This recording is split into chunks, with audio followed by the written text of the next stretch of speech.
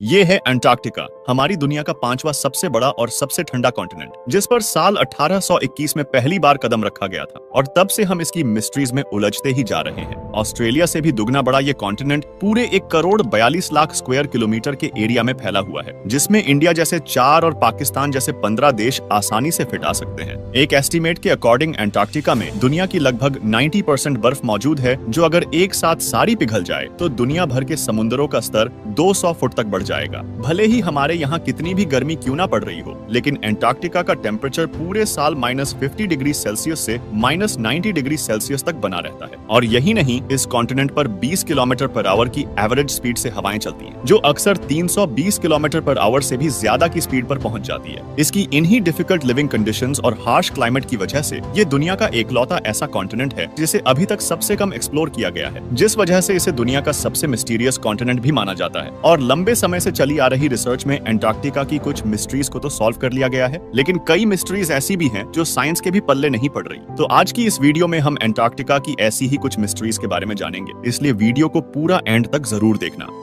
Number 1, pyramids. कई geologist हमेशा से ये मानते आए हैं कि अंटार्कटिका में इतनी सख्त परिस्थितियां हैं कि यहाँ कोई भी एंशिएंट सिविलाइजेशन नहीं बसा करती थी। लेकिन साल 2016 में अंटार्कटिका के ऊपर से गुजर रही एक सैटेलाइट ने एक ऐसी फोटो को कैप्चर किया जिसे देखकर सभी साइंटिस्ट हैरान रह गए। इस फोटो में चारों ओर बर्फ से घिरी इस जगह से पिरामिड जैसे स्ट्रक्चर को उभरते हुए देखा गया। ये स्ट्रक्चर एग्जैक्टली इजिप्ट में मौजूद पिरामिड्स जैसा ही दिखता है और इसकी हर एक साइड एग्जैक्टली 2 किलोमीटर तक बड़ी है। कुछ साइंटिस्ट्स का मानना है कि ये किसी भी तरह से कोई नेचुरल फॉर्मेशन नहीं है, बल्कि इसे किसी सिविलाइजेशन के हाथों बनाया गया है। लेकिन अगर हम ये मान लें कि ये स्ट्रक्चर किसी सिविलाइजेशन के हाथों बनाया गया था, तो ये हमारे माइंड में कई सवाल खड़े करता है कि आखिर वो कौन लोग थे और इतने हार्श टेम्परेचर में उन्होंने इतने बड़े स्ट्रक्चर को कैसे खड़ा किया। जियोलॉजिस्ट की माने तो आज से लाखों साल पहले भी अंटार्कटिका में ऐसे ही बर्फ हुआ करती थी, जिसमें जिंदगी की उम्मीद न होने के बराबर है। लेकिन 2017 में जर्मन जियोलॉजिस्ट की एक टीम ने ये पता करने के लिए कि लाखों साल पहले अंटार्कटिका का क्लाइमेट कैसा हुआ करता था, यहाँ सी फ्लोर ड्रिल का इस्तेमाल करके ड्रिलिंग की, तो जो रिजल्ट सामने आया वो सच में काफी हैरान करने वाला था। इस ड्रिलिंग में हजारों साल पुराने 60 से भी ज्यादा प्रकार के पेड़ पौधों के सैंपल्स निकल कर आए, जो बर्फ के अंदर हजारों फीट नीचे दबे हुए थे। ये ठीक वैसे ही पेड़ पौधे थे जैसे किसी रेन फॉरेस्ट में पाए जाते हैं। साइंटिस्ट के अकॉर्डिंग लास्ट आइस एज के दौरान, यानी आज से करीब 11,000 साल पहले, अंटार्कटिका बर्फ से ढका हुआ नहीं था, बल्कि कुछ इलाके ऐसे भी थे जहाँ जंगल पाए जाते थे और तब यहाँ जिंदगी का होना पॉसिबल हुआ करता था। लेकिन इस फोटो में दिखने वाला ये स्ट्रक्चर सच में पिरामिड है या नहीं, इसका पता कोई खुद वहाँ जाकर तो नहीं लगा पाया। लेकिन एक बात तो साफ हो गई कि किसी दौर में अंटार्कटिका भी हरा भरा हुआ करता था और यहाँ भी लाइफ एग्जिस्ट किया करती थी। Number 2, underground lakes. वैसे तो अंटार्कटिका में बर्फ की मोटी परतों के नीचे कुछ भी इमेजिन करना काफी मुश्किल है, लेकिन इसके बावजूद भी साइंटिस्ट ने यहाँ कई अंडरग्राउंड लेक्स डिस्कवर की है। साल 1970 में रेडार्स की मदद से अंटार्कटिका के नीचे पहली लेक डिस्कवर की गई थी और तब से लेकर साइंटिस्ट यहाँ 400 से भी ज्यादा लेक्स डिस्कवर कर चुके हैं, जो बीते हजारों सालों से बर्फ के नीचे हाई प्रेशर की वजह से अभी तक फ्रीज नहीं हुई है। इनमें सबसे बड़ी लेक है लेक वॉस्टॉक, जिसे 1996 में रशियन साइंटिस्ट ने डिस्कवर किया था। ये अंटार्कटिका की सबसे बड़ी लेक होने के साथ साथ वॉल्यूम के हिसाब से दुनिया की तीसरी सबसे बड़ी लेक भी है। बर्फ से 3.5 किलोमीटर नीचे मौजूद इस लेक से जब साइंटिस्ट ने सैंपल्स लिए तो पता चला कि इसके पानी का टेम्परेचर -3 डिग्री सेल्सियस होने के बावजूद भी फ्रीज नहीं था और ये लेक पिछले 2 करोड़ सालों से बर्फ के नीचे मौजूद है। अंटार्कटिका की एक और लेक, लेक विलियम्स में 2014 में साइंटिस्ट को ऐसे माइक्रो ऑर्गेनिज्म मिले जो पूरी दुनिया में कहीं और नहीं पाए जाते। इन इनक्रेडिबल स्पीशीज ने न कभी फ्रेश एयर देखी है और न ही कभी सूरज की रोशनी इन तक पहुंची है, लेकिन फिर भी ये बर्फ की मोटी परत के नीचे अपनी दुनिया बसाए हुए हैं। एक्सपर्ट्स की माने तो ये एनर्जी के लिए अमोनियम और जमीन से निकलने वाली मीथेन गैस का यूज करके ग्रो करते हैं।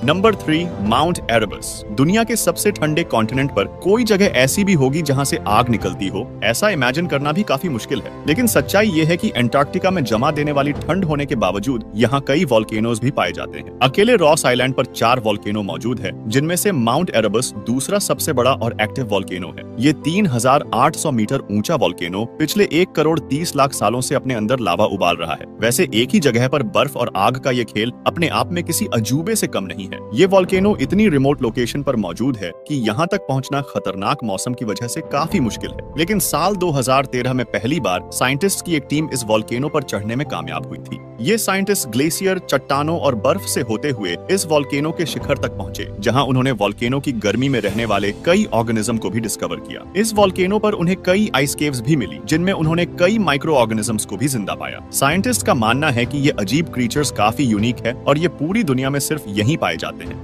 Number 4, admiral Byrd's expedition. अगस्त 1946 में वर्ल्ड वॉर 2 के खत्म होने के बाद अमेरिका ने अंटार्कटिका पर एक एक्सपीडिशन भेजा था, जो अंटार्कटिका पर आज तक भेजा गया सबसे बड़ा एक्सपीडिशन था। इस एक्सपीडिशन को ऑपरेशन हाई जंप नाम दिया गया था, जिसके तहत 13 शिप्स, 23 एयरक्राफ्ट्स और 4700 मिलिट्री पर्सनल अंटार्कटिका भेजे गए थे और इन्हें लीड कर रहे थे एडमिरल रिचर्ड बर्ड, जो कि एक सम्मानित यूएस नेवल ऑफिसर और पोलर एक्सप्लोरर थे। अमेरिका द्वारा अंटार्कटिका पर इतने बड़े एक्सपीडिशन को भेजने का मकसद न केवल अंटार्कटिका को एक्सप्लोर करना था, बल्कि इसका मेन मकसद वहां मौजूद मिलिट्री बेसिस का भी पता लगाना था। असल में अमेरिका को जर्मनी के इनफेमस चांसलर और नाजी सेना के हेड अडोल्फ हिटलर के अंटार्कटिका में छुपे होने का शक था, क्योंकि 30 अप्रैल 1945 के दिन जब हिटलर ने खुद को गोली मारकर सुसाइड कर लिया था, जिसके बाद वर्ल्ड वॉर 2 में जर्मनी की हार हो गई थी। लेकिन तब हिटलर की डेथ को काफी कंट्रोवर्शियल माना गया था, क्योंकि इससे पहले भी कई बार हिटलर की मौत की खबर सामने आ चुकी थी, पर बाद में पता चलता था कि वो उसके हमशक्ल थे। और ठीक इसी तरह 30 अप्रैल 1945 के दिन भी हिटलर की मौत को कई लोगों ने गलत माना था। उन लोगों का मानना था कि सेकेंड वर्ल्ड वॉर में जर्मनी की हार तय हो चुकी थी, जिसको देखते हुए हिटलर ने जर्मनी से भाग जाना ही सही समझा। लैडिस्लास ज़ाबो नाम के एक राइटर ने एक बुक लिखी थी, जिसका नाम है Nazi Antarctic exploration, Hitler's escape to South America and secret bases in Antarctica. इसके अकॉर्डिंग साल 1938 में एक जर्मन एक्सपीडिशन अंटार्कटिका गया था, जिसने अंटार्कटिका में नाजियों के लिए एक सीक्रेट बेस बनाया था। और इस बुक की माने तो उस दिन हिटलर जर्मनी से भागकर अंटार्कटिका के इस सीक्रेट बेस में जा छुपा था, और अमेरिका का ऑपरेशन हाई जंप भी हिटलर के इसी सीक्रेट नाजी बेस को ढूंढने के लिए चलाया गया था। लेकिन जब एडमिरल बर्ड अपने एयरक्राफ्ट में अंटार्कटिका के ऊपर से उड़ान भर रहे थे और जब वो साउथ पोल के पास से गुजरे, तो उन्हें वहां कुछ ऐसा दिखाई दिया जिस पर यकीन कर पाना इम्पॉसिबल है। और इस घटना का जिक्र बर्ड ने अपनी सीक्रेट डायरी में भी किया है, जो उनकी मौत के बाद उनके बेटे को उनके पास से मिली थी। इस डायरी में एडमिरल बर्ड ने अपने अंटार्कटिका एक्सपीडिशन के कुछ अनऑफिशियल एक्सपीरियंस के बारे में लिखा था। एडमिरल बर्ड ने अपनी डायरी में लिखा है कि साउथ पोल पर एक बहुत ही बड़ा होल मौजूद है, जो अर्थ के सेंटर तक जाने का रास्ता है। और जब वो अपने एयरक्राफ्ट को उस होल के अंदर लेकर गए, तो वहां उन्होंने ऐसा नजारा देखा जिस पर यकीन कर पाना मुश्किल था। उस होल के अंदर चारों ओर हरियाली थी और लाखों की संख्या में पेड़ पौधे लगे हुए थे। इस रास्ते पर आगे बढ़ने पर उन्हें एक चमचमाता हुआ शहर दिखाई दिया, जो क्रिस्टल से बना हुआ था। और तभी अचानक बर्ड अपने एयरक्राफ्ट का कंट्रोल खो देते हैं और उन्हें अपने चारों ओर डिस्क के आकार के ऑब्जेक्ट्स उड़ते हुए दिखाई देने लगते हैं, जो बर्ड को जमीन पर लैंड कराते हैं। जिसके बाद उन्हें एक गुफा जैसे एरिया में ले जाया जाता है, जहां उनकी मुलाकात एक ऐसे प्राणी से होती है जिसे उन्होंने अपनी डायरी में मास्टर कहा है। मास्टर उन्हें बताता है कि यहाँ के लोग धरती पर हो रहे न्यूक्लियर वेपन्स के इस्तेमाल से काफी निराश हैं और हिरोशिमा और नागासाकी में जो हुआ वो काफी डरा देने वाला है, और उन्हें उम्मीद है कि इंसान ऐसा करना बंद कर देंगे। जिसके बाद वो बर्ड को जाने देते हैं। डायरी के अनुसार बर्ड अपने इस एक्सपीरियंस को बाकी लोगों के साथ शेयर करना चाहते थे, लेकिन गवर्नमेंट अथॉरिटीज उन्हें चुप रहने का ऑर्डर दे देती है।